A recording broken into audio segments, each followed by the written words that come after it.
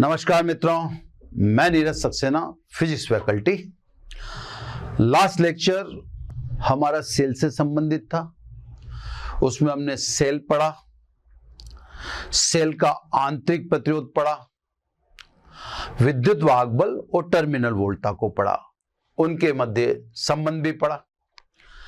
हमने यह बिल्कुल स्पष्ट देखा है कि जो परिपथ में एक सेल लगा है वह धारा प्रदान करता है, तो उसके लिए E is equal to V plus IR equation का उपयोग होता है ना।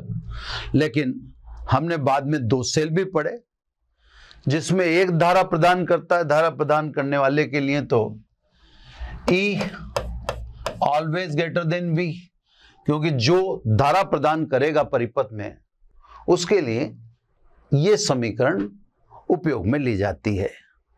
दूसरा हमने बताया चार्जिंग का केस, यानी जो धारा लेता है, जो धारा लेता है उसके लिए हमने बता रखा है E बराबर V माइनस IR, यानी धारा लेने वाले या आवेशन वाले सेल के लिए E लेस देन V। तो सब अपन जनरली अगर बात करें तो ठीक है, वो तो एक योग्यता जानने के लिए आप एक से अधिक सेल लगा देते हो, लेकिन जनरली सामान्य बात करें तो किसी भी परिपथ में एक सेल लगा होगा और एक सेल लगा होगा तो धारा प्रदान करेगा। तो जनरल इक्वेशन तो यही मानो आप, इसका ही सबसे ज्यादा यूज होता है। वो तो विशेष तौर पर जब ये बात आई कि साहब क्या विद्युत वाहक बल सदैव विभवांतर से अधिक होगा, तो फिर अपन ने एक स्थिति दिखाई आपको कि नहीं, ऐसा नहीं होता। अगर सेल चार्ज हो रहा है तो वहां पर फिर E छोटा हो जाता है V से। चले सब, अब नेक्स्ट बात करें। इंपॉर्टेंट है ये भी, है ना, इसको भी महत्व दीजिए आप। ये है साहब अब सेलों का संयोजन, सेलों का संयोजन, है ना। अपन अगर थोड़ा सा गौर करें तो संयोजन में सबसे पहले अपन ने संधारित्रों का पढ़ा था, है ना। संधारित्रों का संयोजन पढ़ने के बाद फिर अपन ने प्रतिरोधों का पढ़ा और अब ये सेलों का संयोजन पढ़ रहे हैं। ठीक है, पहले इसका उद्देश्य बताते हैं सब। एक अकेला सेल प्रबल धारा प्रदान करने में सक्षम नहीं होता है, इसलिए धारा की प्रबलता में वृद्धि करने के लिए दो या अधिक सेलों को जोड़ सकते हैं, जिसे सेलों का संयोजन कहते हैं। यहां पर बच्चों दो बात बिल्कुल मैं स्पष्ट कह रहा हूं।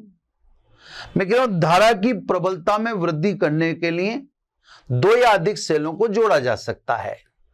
तो इसका मतलब ये पहले से ही आप समझ लें कि चाहे आप सेलों को श्रेणी क्रम में जोड़ें, चाहे आप सेलों को समांतर क्रम में जोड़ें, धारा की प्रबलता दोनों में ही बढ़ेगी, क्योंकि आप उसी के लिए टॉपिक खोल के बैठे हो या उसी उद्देश्य से आप ये पढ़ रहे हो। दूसरा, मेरी इसी डेफिनेशन में आपको ये बात क्लियर होगी कि मैं विद्युत वाहक बल को वरीयता नहीं दूंगा। प्राथमिकता मेरी विद्युत वाहक बल नहीं है, मेरी प्राथमिकता है धारा। तो ठीक है, विद्युत वाहक बल पे मैं कमेंट तो करूंगा, लेकिन मुझे अल्टीमेटली आपको ये बताना है कि धारा की प्रबलता बढ़ी या नहीं बढ़ी, है ना। तो मेरा जो फाइनल आंसर होगा वो धारा पे आके टिकेगा। उस बीच में विद्युत वाहक बल से संबंधित बात आएगी, वो आपको बताई जाएगी। क्लियर सब? तो सब सेलों का संयोजन, सेलों का संयोजन दो प्रकार का होता है। ए, सीरीज कॉम्बिनेशन यानी श्रेणी क्रम। ठीक है साहब, क्या डिफाइन करते हैं, कैसे डेफिनेशन देते हैं? तो पहले मैं आपको जोड़ के दिखा देता हूं। ये साहब दो बिंदु, एक A और एक बिंदु B ले लेंगे।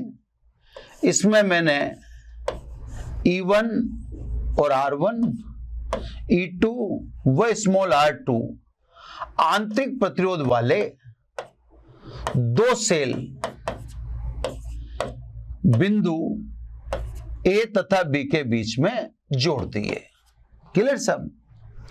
स्वाभाविक ये तो ओपन सर्किट है, धारा तो तभी प्रवाहित होगी क्योंकि मैं तो धारा ही उद्देश्य मान के बैठा हूं, या धारा को ही मैंने उद्देश्य बनाया, तो धारा का प्रवाह तो तभी होगा जब इस सर्किट को आप क्लोज करोगे। सर्किट को क्लोज करने के लिए ए तथा बी के मध्य ये विद्युत प्रतिरोध का हमने इस्तेमाल कर लिया, कैपिटल आर। यहां मैं एक चीज बता दूं, शायद वो पहले चर्चा में नहीं आई। अगर आप सेल के धनात्मक और ऋणात्मक को सीधे जोड़ देते, मतलब आपके दिमाग में एक बात आती होगी कि मैंने कैपिटल आर क्यों लिखा, ऐसा आपके दिमाग में आता होगा, मैंने डायरेक्ट ए व बी को क्यों नहीं जोड़ दिया। तो पहली बात तो ये समझ लो, अगर सीधे यानी डायरेक्ट सेल के धनात्मक व ऋणात्मक को जोड़ते हो तो उससे हिंदी में कहते हैं लघु पथित, अंग्रेजी में उसे बोलते हैं शॉर्ट सर्किट। तो सब धन और ऋण आप सेल के डायरेक्ट जुड़े देखें तो आप कहते हैं कि शॉर्ट सर्किट हो गया। अब सब ऐसा करना जरूरी क्यों था, मतलब शॉर्ट सर्किट क्यों नहीं किया? तो सब ऐसा करना यानी प्रतिरोध का जोड़ना इसलिए जरूरी होता है कि जब सेल शॉर्ट सर्किट होगा यानी कोई अवरोध ही नहीं रहेगा, अवरोध नहीं रहेगा तो स्वाभाविक है धारा की प्रबलता बढ़ जाएगी, और हम जानते हैं H directly proportional to I square RT। धारा की प्रबलता बढ़ेगी तो ऊष्मा उत्पन्न होगी, इस उत्पन्न ऊष्मा से सेल डैमेज हो सकता है। इसलिए कभी भी सेलों को यानी सेलों के धनात्मक और ऋणात्मक डायरेक्ट नहीं जोड़ने चाहिए, अर्थात सेलों को शॉर्ट सर्किट नहीं करना चाहिए। उनके धनात्मक और ऋणात्मक के बीच में विद्युत प्रतिरोध का अवश्य इस्तेमाल करें, अर्थात धारा के मार्ग में अवरोध अवश्य रखें। ऐसा नहीं करते तो उसका कारण मैंने आपको क्लियर समझा ही दिया कि सब उच्च धारा प्रवाह के कारण उत्पन्न ऊष्मा से सेल डैमेज हो जाएगा। चलो सब, अब यहां पर इसका इक्विवेलेंट सर्किट बना देता हूं। तुल्य विद्युत वाहक बल मैंने लिख दिया E इक्विवेलेंट EQ। दो आंतरिक प्रतिरोध हैं, इनका तुल्य लिख दिया EQ, और ये आपका विद्युत प्रतिरोध है कैपिटल R। ठीक है ना? इससे कंपैरिजन करा देंगे। धारा अलग पेन ले लेता हूं, फिर परिभाषा दूंगा, फिर विश्लेषण करूंगा, सारी बात है ना। मुझे धारा की प्रबलता बतानी है, क्लियर? I, तो मैंने ये I धारा प्रवाहित कर दी।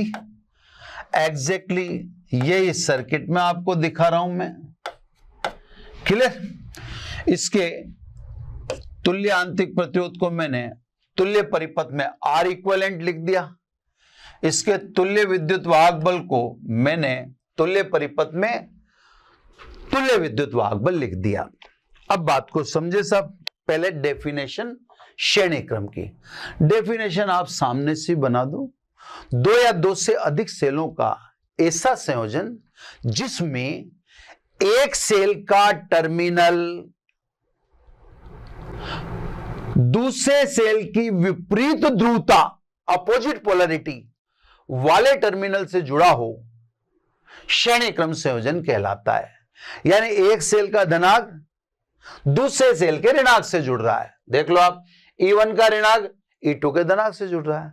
अब उसको फिर जब शब्दों में बटोरते हैं तो बड़ा तरीके से बोलना पड़ता है कि साहब दो या दो से अधिक सेलों का ऐसा संयोजन जिसमें एक सेल का एक टर्मिनल दूसरे सेल के विपरीत ध्रुवता वाले टर्मिनल से जुड़ा हो, तो ऐसे संयोजन को श्रेणी क्रम संयोजन कहते हैं।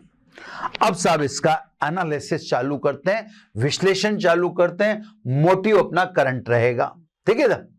विश्लेषण में ए व बी के मध्य ओम के नियम से ना, तो बाई ओम्स लॉ है ना। वी ए बी, इसको आप सिंपल वी भी कह दो, कोई दिक्कत नहीं, is equal to I R. ये तो सब इसके बारे में लिख दिया है ना। अब इसके पैरेलल ऊपर वाली ब्रांच है, दोनों सेल धारा दे रहे हैं। जब सेल धारा देता है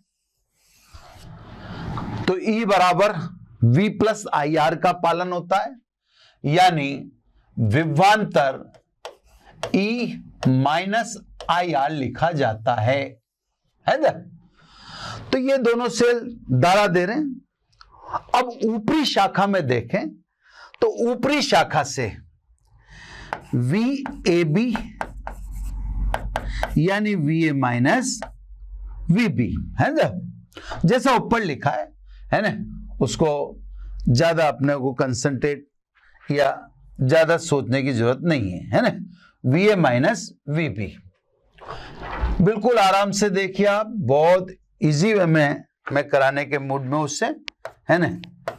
यहां पर देखें, अगर एक तो अपन ने वी ए बी निचली शाखा से निकाल लिया आई आर, और ये सब काम अपन किसको सोचते हुए कर रहे हैं, तुल्य धारा निकालनी अपने को, क्योंकि अपन ने यही कहा है कि एक सेल प्रबल धारा प्रदान करने में सक्षम नहीं होता, इसलिए दो से अधिक सेल जोड़ते हैं धारा की प्रबलता को बढ़ाने के। अब देखो E1 के लिखो, इसके सिरों पर विभवांतर लिखोगे तो क्या लिखोगे, V बराबर E1 माइनस आई R1, क्योंकि इसका आंतरिक प्रतिरोधी है। तो इसके लिए लिखोगे तो आप लिखोगे E1 माइनस आई R1।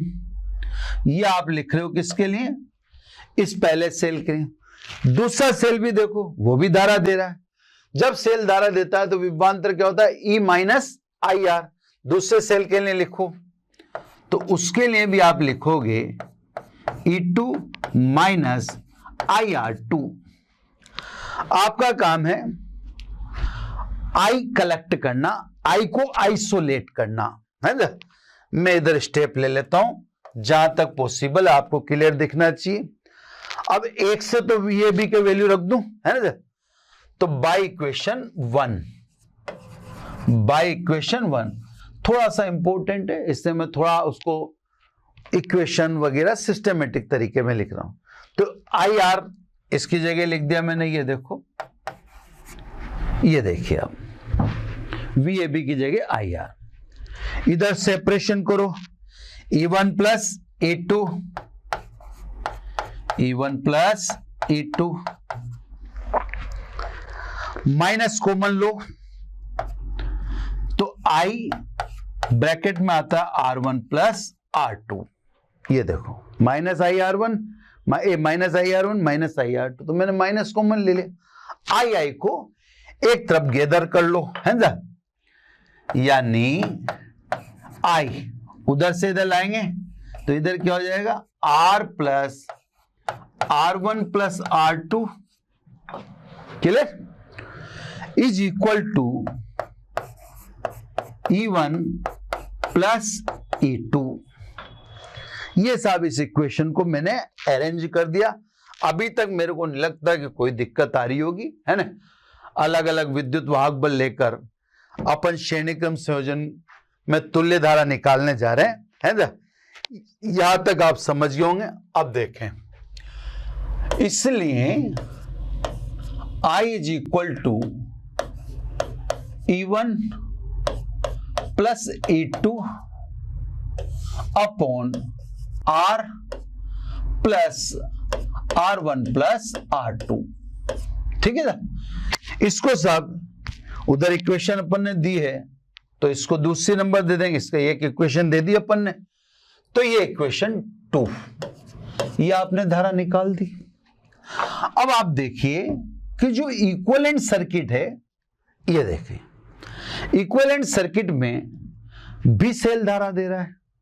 जब सेल धारा देता है तो V किसके बराबर लिखते हैं अपन, E माइनस आई आर के बराबर, यानी I किसके बराबर लिखेंगे, E minus V upon R के बराबर। तो सब तुल्य परिपथ के लिए है ना। अब देखें इधर तुल्य परिपथ के लिए, तुल्य परिपथ के लिए लिखोगे तो कुल धारा इज इक्वल टू तुल्य विद्युत वाहक बल R प्लस तुल्य आंतरिक प्रतिरोध। अब आप 2 और 3 की तुलना कर लें, क्योंकि उसी का तुल्य परिपथ की मैंने इक्वेशन लिख दी जब सेल धारा दे रहा हो तब। ठीक है साहब। तो सब अगर कंपैरिजन करें तो बाय इक्वेशन 2 एंड 3, 2 और 3 से देखें तो E equivalent is equal to E1 plus E2, ये एक इक्वेशन। व तुल्य प्रतिरोध R equivalent is equal to R1 plus R2, ये इक्वेशन नंबर 2। मैंने आपसे कहा कि मेरा मोटिव सीधा सीधा धारा निकालने का रहेगा, लेकिन बीच में अगर परिणाम आते हैं, बीच में कोई रिजल्ट आता है तो मैं उसको एक्सप्लेन भी करूंगा। तो सब बीच में परिणाम आ गया कि जब सेल श्रेणी क्रम में जुड़े हों तो तुल्य विद्युत वाहक बल श्रेणी क्रम में जुड़े प्रत्येक सेल के विद्युत वाहक बल के योग के बराबर होता है। ऐसे आंतरिक प्रतिरोध में भी आ गया। तो आंतरिक प्रतिरोध तो ठीक है, श्रेणी क्रम में तो प्रतिरोध की भांति व्यवहार करते हैं, तो तुल्य प्रतिरोध इतना हो जाएगा। क्लियर साहब। तो कहने का मतलब ये तो एक रिजल्ट निकल गया। अब अपन टॉर्च में जैसे मान लो आपके टॉर्च 3 वोल्ट की हो तो आप 1.5 वोल्ट के सेलों को श्रेणी क्रम में जोड़ देंगे। रेडियो वगैरह है, टैप रिकॉर्डर वगैरह है, मान लो 6 वोल्ट पे चलता है तो आप 1.5 वोल्ट के 4 सेलों को श्रेणी क्रम में जोड़ देंगे। श्रेणी क्रम में क्यों जोड़ते हैं आप? क्योंकि श्रेणी क्रम में तुल्य विद्युत वाहक बल प्रत्येक सेल के विद्युत वाहक बल के योग के बराबर होता है। अब बात को समझो। अब मैं वापस किस पे आता हूं? धारा पर है, तो आप तो धारा पर ही फोकस रहो। यदि समान विद्युत वाहक बल कैपिटल ई व समान आंतरिक प्रतिरोध स्मॉल r के n सेल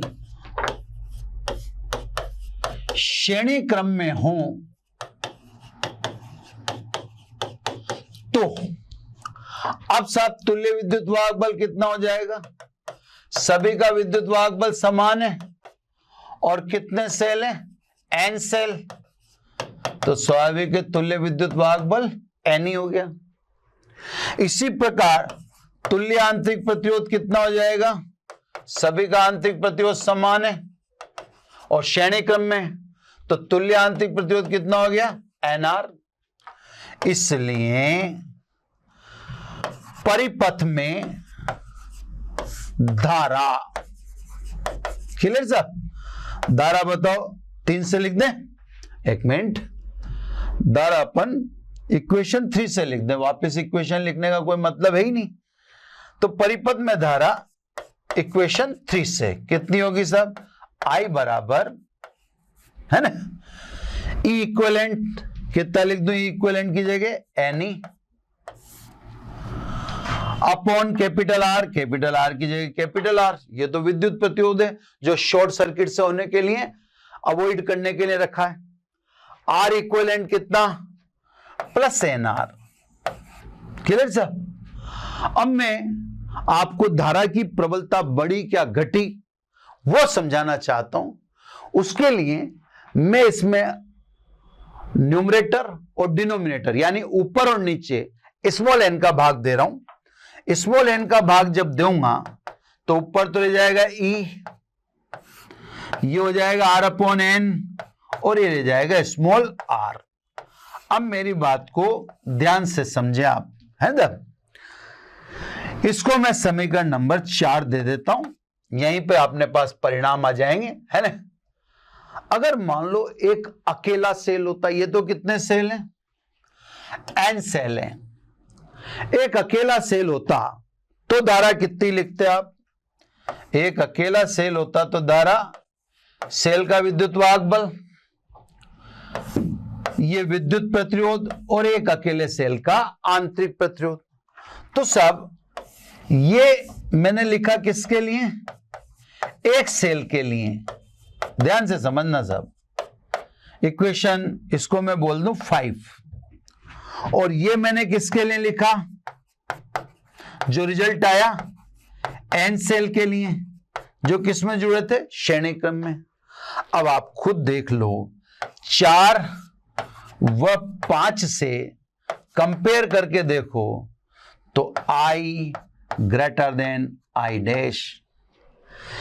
एक सेल से मिलने वाली धारा की तुलना में एन सेल से मिलने वाली धारा अधिक है, यानी I greater than I dash. तो साहब हमने यही कहा था कि धारा की प्रबलता में वृद्धि के लिए 2 या अधिक सेलों को हम जोड़ सकते हैं, जिसे सेलों का संयोजन कहते हैं। तो वास्तव में सेलों को जोड़ने से धारा की प्रबलता में वृद्धि हुई, वो आपके सामने रिजल्ट में सामने आ रहा है।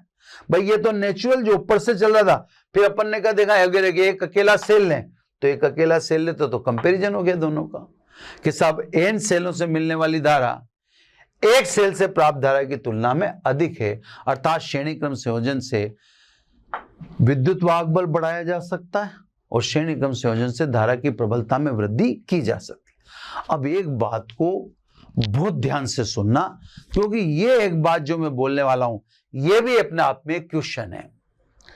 अब आप जब समांतर क्रम पढ़ोगे तो धारा की प्रबलता तो समांतर क्रम में भी बढ़ेगी ही, क्योंकि परिभाषा में ऐसा ही कहा था अपन ने कि धारा की प्रबलता में बढ़ाने के लिए हम सेलों के संयोजन का इस्तेमाल करते हैं। अब आपसे पूछा जाएगा कि भाई आप श्रेणी क्रम का इस्तेमाल कब करोगे धारा की प्रबलता को बढ़ाने के लिए? तो आप समीकरण को देखो ध्यान से, आपको जवाब यही मिलेगा। इसमें आप ये देखो कि विद्युत प्रतिरोध में किसका भाग चला गया? एन का। क्लियर? एन का डिवीजन के कारण स्वाभाविक विद्युत प्रतिरोध दुर्बल हो गया, उसके मान में कमी होगी और धारा बढ़ गई। तो सब श्रेणी क्रम संयोजन का उपयोग धारा की प्रबलता को बढ़ाने के लिए तब करना चाहिए जबकि विद्युत प्रतिरोध उच्च हो, क्योंकि समसूत्र के अनुसार एन का भाग जाने के कारण या डिवाइडेड बाय एन के कारण विद्युत प्रतिरोध की प्रबलता में कमी हो जाती है और धारा बढ़ जाती है। तो श्रेणी क्रम संयोजन का इस्तेमाल तब करें जब एक्सटर्नल यानी बाह्य प्रतिरोध कह दो या विद्युत प्रतिरोध कैपिटल आर अधिक हो। ये सब श्रेणी क्रम संयोजन कंप्लीट है ना। अब इसके बाद आ जाओ, पूरा डिटेल में करा दिया ना।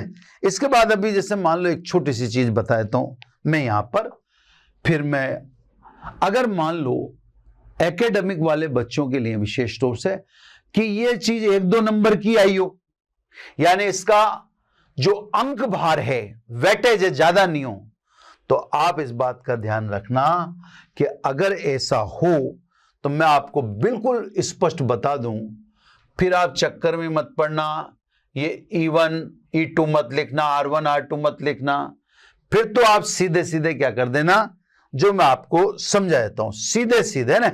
तो आपको अगर मान लो वेटेज कम दिया, अंक भार कम है, तो आप सीधे सीधे ऐसे ये डायरेक्ट एन सेल कर देना, डायरेक्ट है ना। ये R E R E R E, विद्युत प्रतिरोध तो आपको फिर भी जोड़ना पड़ेगा ना। ये कैपिटल आर यहां लिख देना एन सेल, और फिर डायरेक्ट लिख देना E equal E plus n बार यानी एनी, और R equivalent R plus n बार यानी एन आर है ना। इसलिए I is equal to Ohm के नियम से E equal R plus R equal, E equal का मान n E R plus n R, है ना। तो कहने का मतलब फिर आपका रिजल्ट देखो डायरेक्ट ही आ जाएगा, जी आ जाएगा डायरेक्ट, है ना। तो ये तब जैसे मान लीजिए मैंने तो विद्युत वाहक बल अलग अलग लिया है, तो मैंने जो विद्युत वाहक बल अलग अलग लिया है तो मेरे को तो मेहनत ज्यादा करनी पड़ती है, मेरे को पूरा जमा के दिखाना पड़ता है, थोड़ा टाइट है अपने आप में डेरिवेशन। लेकिन अगर मान लो एग्जाम में अंक भारी नहीं दे रखा, 1-2 नंबर में दे रखा है, तो आप डायरेक्ट इस्तेमाल करो इनका, जैसे मैंने करके दिखा दिया आपको कि डायरेक्ट आप ऐसे कैसे निकाल दो, डायरेक्ट सीधा, कोई आपको फॉर्मेलिटी करनी ही नहीं है ना। तो दोनों आइडिया बता दिए, ये शॉर्ट मेथड है ना, शॉर्ट मेथड। और रियल तो रियली अपने आप में जो अपन ने वास्तविकता में कर रखा है वो एक अलग ही चीज है, देखो उनका मुकाबला नहीं हो सकता।